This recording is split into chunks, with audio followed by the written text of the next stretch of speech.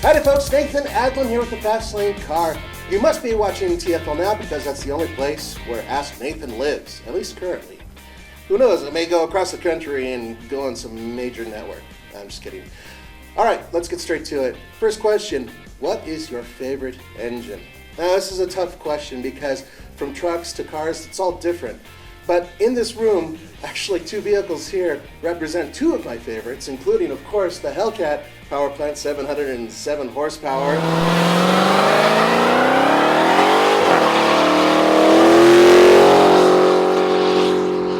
Big Hemi V8 supercharged, are you kidding me? It's great. And then of course this vehicle here, which has a twin scroll straight six that produces 355 horsepower.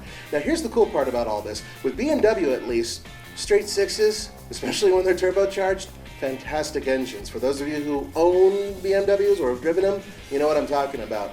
Of course, there's also 350 V8s that come from General Motors, proper 302 coming from Ford, even the 289, I love that engine.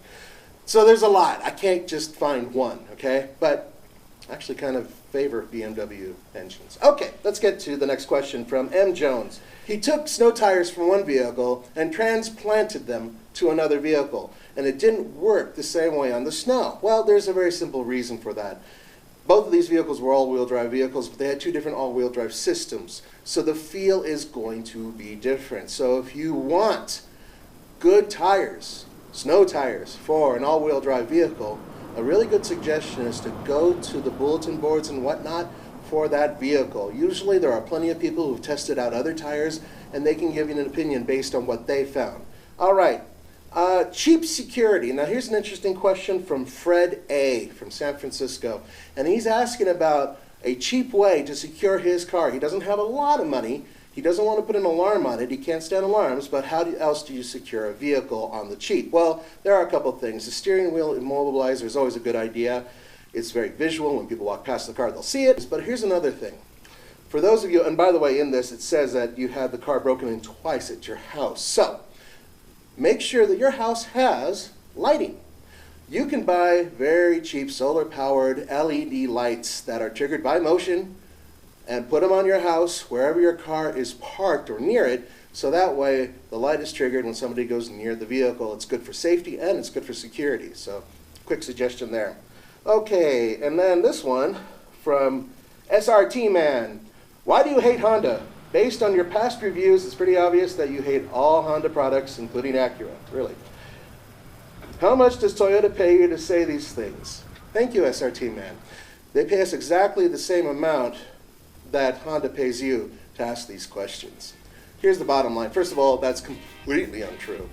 We try to be fairly transparent with all the vehicles that we review. However, we know from time to time that we'll review a vehicle that you love, but for some reason we have an issue with.